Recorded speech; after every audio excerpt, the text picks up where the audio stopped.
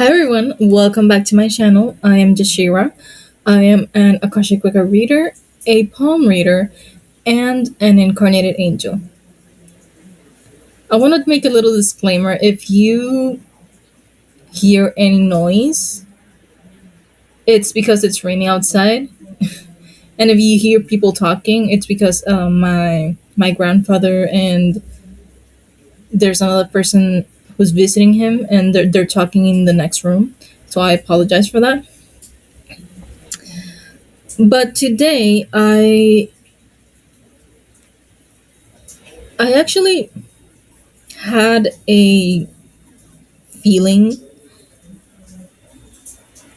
that I needed to record this video. I'm not entirely sure why, because what I was intuitively feeling that I had to present to you today in this video was actually a an article which you can see right here that I wrote a few years ago. I'm feeling that it might actually help someone, that someone might see it in my help.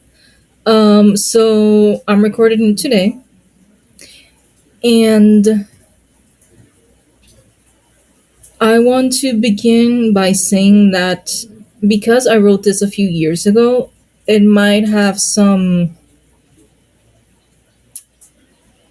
old references and old information. So I do encourage you to keep looking for much more recent information and studies on the subject. But you can use this as kind of like your trampoline or stepping stone into more research. That being said, let's begin. All right.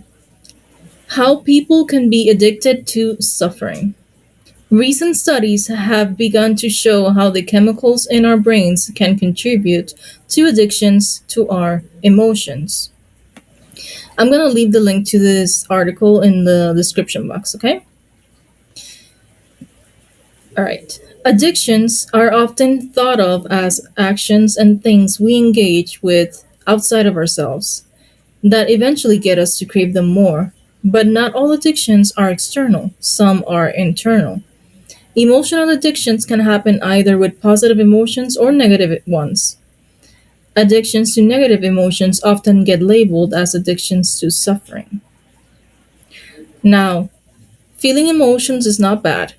In short term, the use of fear can help us out of dangerous situations through the fight, flight, or freeze response. Anger can alert us that a personal boundary is being crossed, and grief can help us move on after a loved one has died. The problem comes when negative emotions are continually experienced in a loop, which then creates a vicious cycle. According to the American Psychiatric Association, or APA, aside from creating cycles, negative emotions pose the ability to alter brain functions, which as consequence may play a role in an individual's behavior and mental health.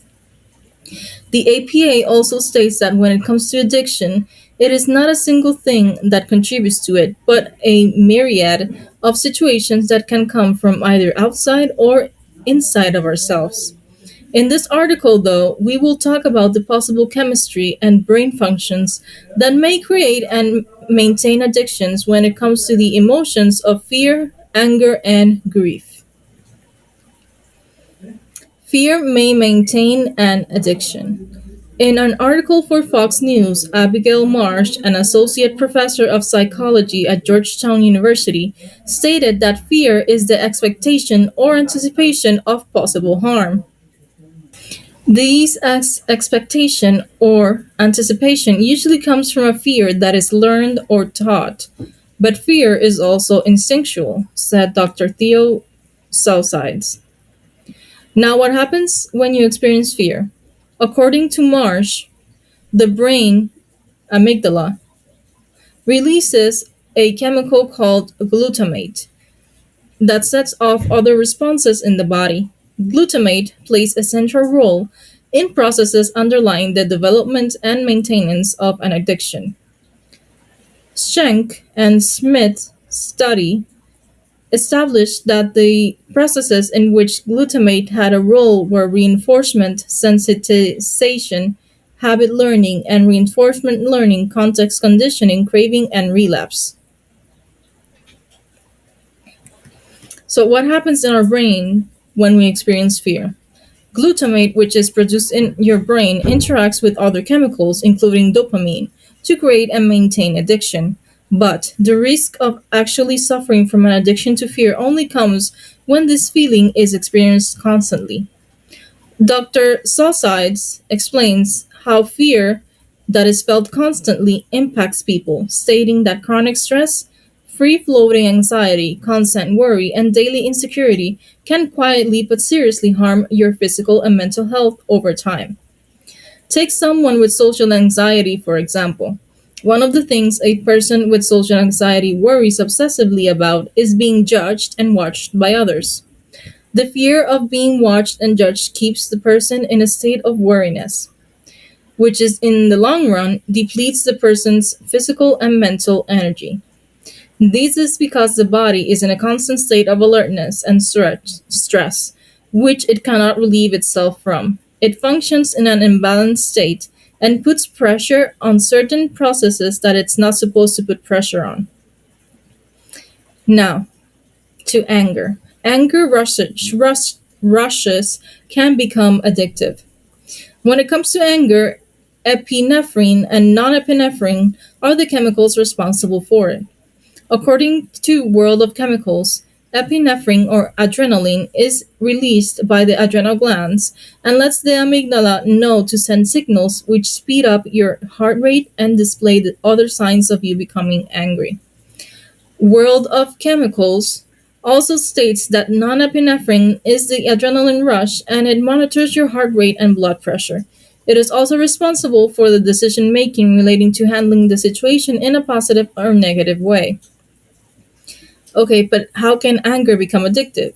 According to an article written by John King, MD, anger becomes addictive when it begins to feel comfortable and good to get the rush that comes from it to boost your ego or as a regular emotional avoidance strategy.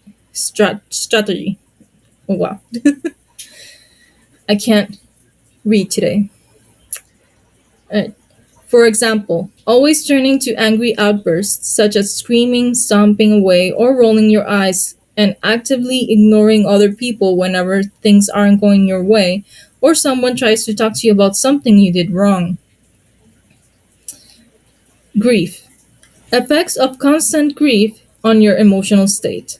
Behind grief is a chemical called adrenocorticotrophin.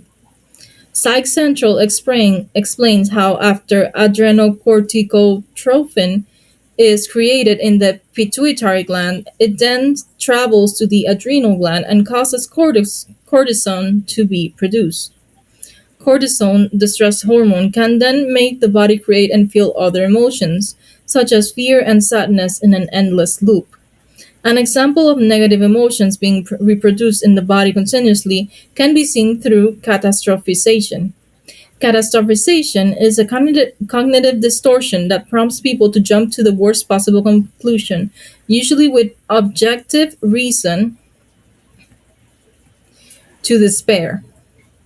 This objective reason to despair usually leads the person to keep the thought cycle going until it becomes a habit. By this time, the brain is used to it, and it can be said that it is already addicted. If this process extends to many months, it results in very high levels of cortisol in the blood, causing the immune system to weaken. Stress and dopamine can make you addicted to your emotions.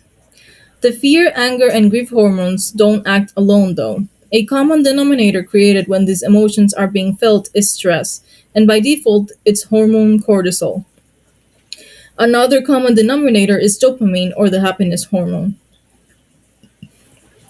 But what do dopamine and cortisol do to create addictive emotions? Stress to Strength states that stress and drugs have been shown to have similar side effects like increased heart rate and blood pressure, anxiety, panic attacks, depression, and other effects. Stress can be addictive to some people because of the adrenaline rush that is created in the brain when it secretes cortisol, adrenaline, and non-adrenaline.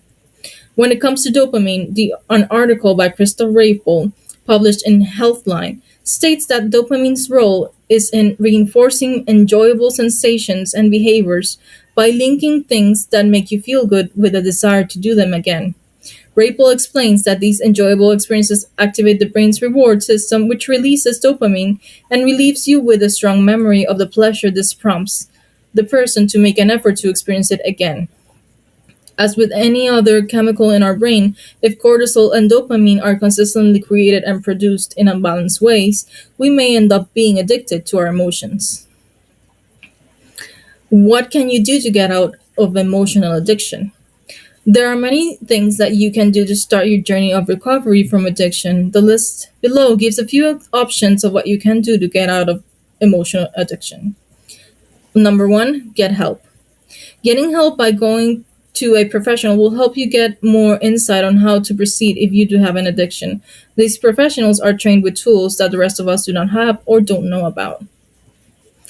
Now, we have to admit that not all therapists are a good fit for us, so take the time to find the one that you feel understands you and can help you. Number two, journaling.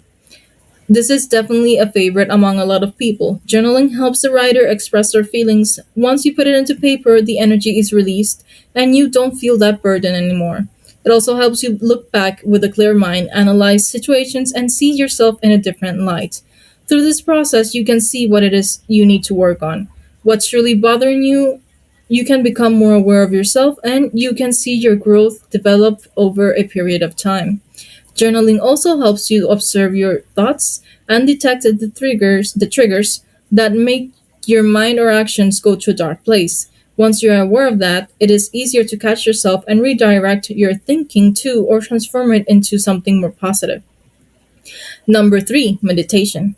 The National Center for Complementary and Integrative Health, NIH, states that research on meditation may help with physical symptoms as well as some psychological disorders such as anxiety, depression, insomnia, anger, distress, and stress. People who have been meditating for a while have said that it does improve their focus, improve their memory, helps them become more aware, and helps them be calm and peaceful. Meditation comes in many different ways, so if you want to try this, know that you don't have to limit yourself to just sitting in a room quietly with your eyes closed. Number four, gratefulness. I'm sure you have heard how being grateful or giving gratitude can make you feel better and also make us aware of all the good things we have. Resources to Recover, RTOR, a site dedicated to helping families with mental health conditions find resources, states that gratitude increases neural modulation in the brain, which regulates negative emotions. RTOR continues by saying that gratitude can contribute to help cure insomnia, reduce stress hormones, and positively impact bodily functions, memory, and emotions. Keep in mind that studies such as these require the participants to participate gratitude on a daily basis. If you want to try practicing gratitude or any of the other methods, try to work your way up into doing them daily to get the most benefit out of them. Doing your own research and following these steps will help you on your way to overcome your emotional addiction to live a freer and happier life. All right, that's it for the article. Let me know your thoughts down below. Have you ever had this happen? Is this article helpful for you? Remember, I will leave the link to this article in the description so you can go ahead and look at it, read it yourself when you have time.